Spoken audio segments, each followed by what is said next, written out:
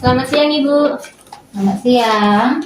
Jadi kami mahasiswa Nurul Huda mendapat tugas dari salah satu dosen mata kuliah Psikologi Pendidikan dan Konseling. Untuk instansi Ibu, kami memilih MA Al-Falah Kuta Ibu. Perkenalkan dulu Bu, saya sendiri Cantika Putri Sendi Zafira. Kalau saya Nika Renawati. Kalau saya Tamara Edi Syamira, Bu. Kalau saya Anisatul Azizah, Bu. Ini kami dengan Ibu siapa Bu? Nama saya Bu Libra Francisca. Kebetulan saya adalah konselor ya di MA Al-Falah ini. Mau sekarang mulai pencaranya? Iya Bu. Jadi apa peran dan tugas-tugas Ibu sebagai guru BK di MA Al-Falah ini? Kebetulan saya sebagai guru BK konselor di MA Al-Falah, di mana saya sebagai guru itu menjadi fasilitator antara siswa dengan sekolah, mana mengatasi masalah-masalah seperti masalah pribadi dan masalah pendidikan siswa. Di mana siswa-siswa di sini kami fasilitasi untuk BK itu bukan hanya untuk siswa yang bermasalah ya, tetapi bisa juga untuk siswa-siswa yang mungkin ada perlu dicurhatkan, ada yang perlu ini masalah pribadi mereka gimana. Lagi kita MA Al-Falah ini kan di bawah naungan pondok yayasan, di mana guru BK itu sangat penting untuk sebagai wadah bagaimana apa yang ada di permasalahan siswa itu bisa diatasi. Permasalahan yang melanggar tertib yang ada di sekolah itu diatasi dan dilakukan di guru BK. Nanti siswa-siswanya itu dicari permasalahannya dan diatasi. Kira-kira Ada berjumlah 294 siswa. kalau jauh ini kira-kira ada berapa siswa yang Ibu tangani Bu? Kalau berapa banyak itu banyak ya. Kalau untuk yang kita anggap itu dari tahun 2025-2026 tahun pelajaran ini itu begitu banyak. Kalau di catatan saya itu ada beberapa puluh permasalahan yang ada di siswa, terutama yang banyak sekali itu anak-anak kelas 10. Dimana anak kelas 10 itu masih adaptasi di MA Al-Falah ini. Permasalahannya banyak sekali. Kalau boleh tahu Bu, sejauh ini Ibu menggunakan model layanan BK seperti apa sih Bu? Model layanan BK kami itu dia sistem konseling. Jadi kami tuh di BK itu tidak ada batasan waktu selama masih dalam kapasitas dari sekolah. Tetapi tidak menutup kemungkinan di luar jam sekolah karena kita pondok pesantren itu masih tetap kami layani. Ya, ada kendala-kendala apa saja, masalah pribadi mereka di pondok pesantren itu nanti yang menghambat pelajaran di sekolah itu nanti tetap kami ini. Jadi kami sistemnya modalnya sistem konseling pendekatan. Ya, jadi lebih ke pendekatan siswanya. Terus Bu, kalau permasalahan yang sering muncul, sering Ibu temui pada siswa itu apa Bu biasanya? Banyak. Yang paling dominan tuh ya itu sering tidak sekolah. Kalau tidak sekolahnya itu tanpa keterangan. Kalau ada keterangan ya mungkin sakit izin ya. Nah ini tanpa keterangan. Banyak kok bawa handphone yang sering ini minggat di jam-jam sekolah. Nah, itu banyak. Itu yang lebih dominan ya. Kemudian faktor-faktor yang menyebabkan siswa itu bermasalah apa Bu? Kalau kita berbicara masalah faktor itu banyak. Faktornya itu kan bisa dari pribadi siswa itu, bisa dari manajemennya sekolah, bisa juga dari faktor lingkungan. Itu banyak. Apalagi kita tinggal di pondok pesantren, mungkin dia ngantuk malam kan, untuk besoknya sekolah lagi, mungkin ya. Mungkin kirimannya yang terlambat. Ini sering Kantong sering. Iya sering kan? Iya. Itu. Atau memang ya namanya kurang motivasi dukungan juga mungkin dari keluarga, pengaruh lingkungan gitu. Banyak faktornya itu antara lain seperti itu. Bisakah Ibu ceritakan satu kasus mahasiswa yang paling berkesan menurut Ibu? Siswa Siswa paling berkesan apa Iya. yang mulai bermasalah ini? yang paling berkesan. Berkesan. Paling berat gitu lah Bu penanganannya. Oh, penanganannya berat. Kalau penanganan yang berat itu semuanya itu sebenarnya berat semua ya. Tapi kalau ini, cuma yang paling dampaknya itu agak besar itu sebenarnya siswa yang ketahuan misalnya bawa HP. Ya, itu. Ada waktu kapan itu ada lagi razia, ternyata ada siswa yang bawa handphone. Kenapa handphone itu jadi masalahnya agak berat? Karena kita nggak tahu di dalam handphone itu ada apa.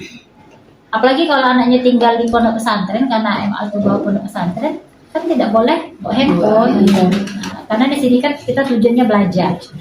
Nah, itu yang penanganannya itu sebenarnya lebih ke akibatnya itu nanti. Itu. Mengganggu berarti. Iya, handphone itu sangat mengganggu. Kan timurnya kalau bawa handphone tuh anak itu belajar berbohong bagaimana nyimpan handphonenya. Ini dia ingin mencuri-curi waktu untuk buka handphone itu. Tidak mungkin dia bawa ke sekolah itu tidak pernah dibuka selama 1 bulan itu tidak mungkin. Ada niatnya itu dari rumah kan pasti mau dibuka kan. Iya. Nah, itu.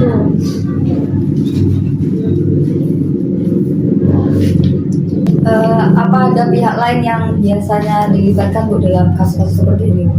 Iya, apalagi kalau dia kasus yang sudah berat itu kita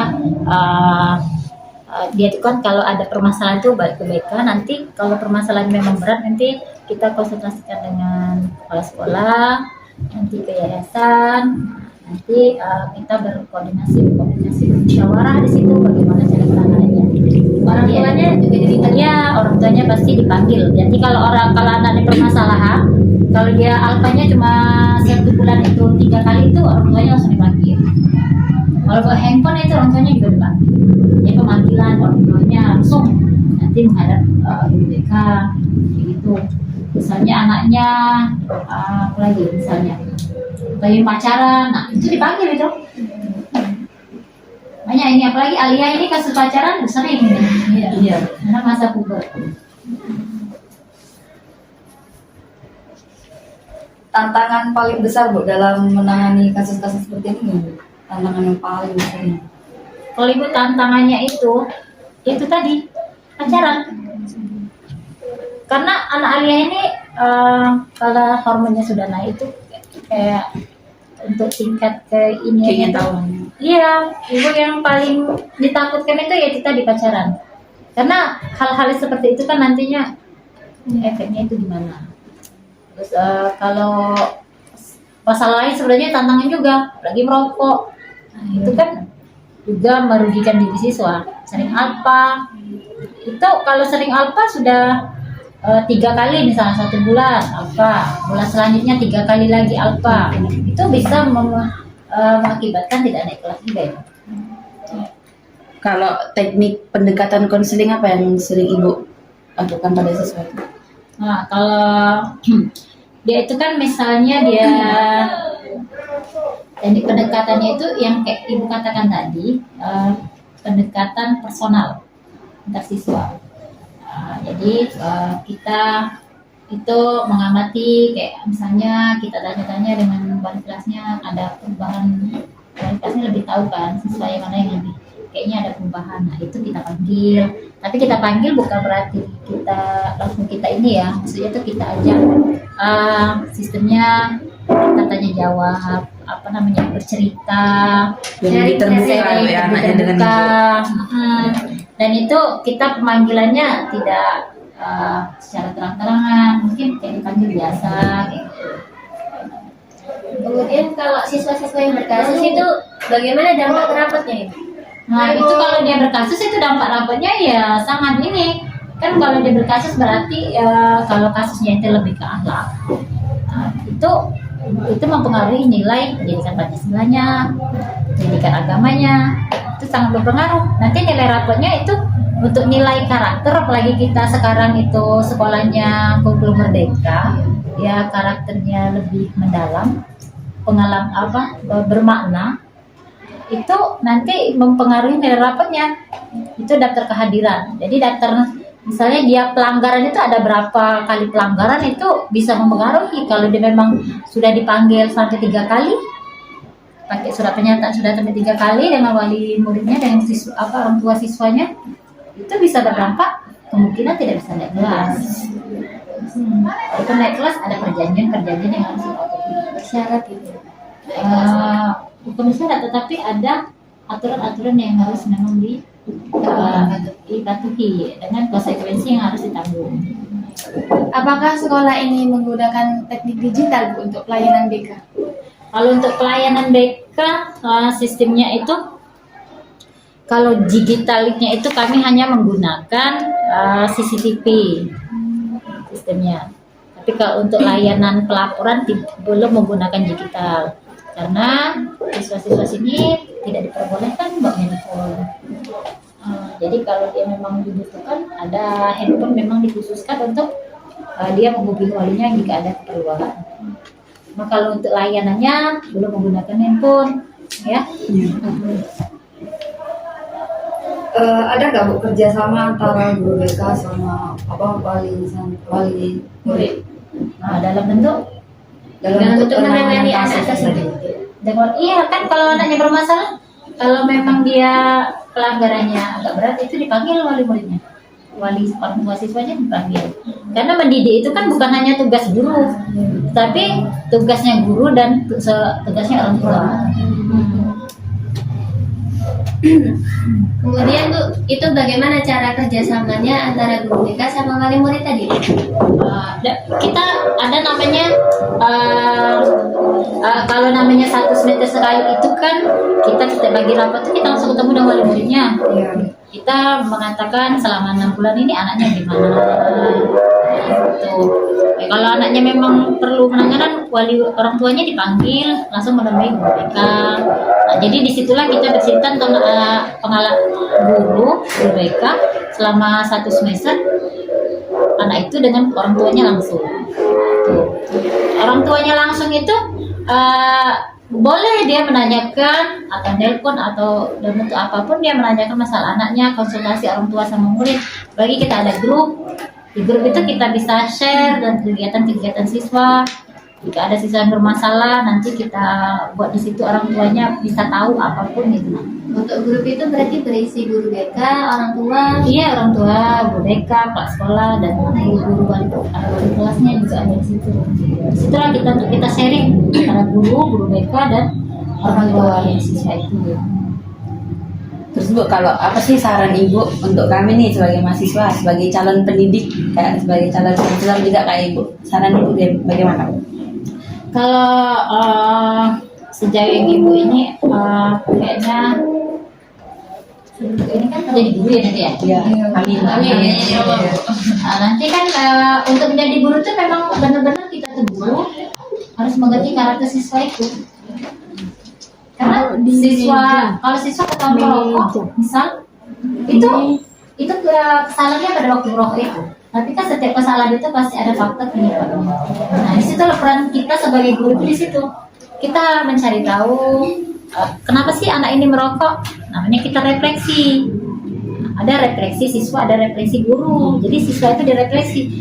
Misal si Ali, kok dia merokok sebelumnya tidak pernah merokok. Nah, dicari refleksi kenapa Ali merokok. Dicari tahu, oh dia ada permasalahan begini. Maka disitulah peran, apalagi kita sebagai guru BK, kita masuk di situ. Kita mencari peran bagaimana kita bisa mengerti si ahli itu, ya. Nah, di situ kita bisa mencari tahu kenapa dia merokok, bagaimana, bla bla bla segala macamnya. Karena anak itu ketika dia salah, jangan langsung kamu salah gini-gini. Pasti anak itu memiliki alasan mengapa mereka melakukan kesalahan. Gitu. Jadi kita lebih harus mengerti karakternya anak.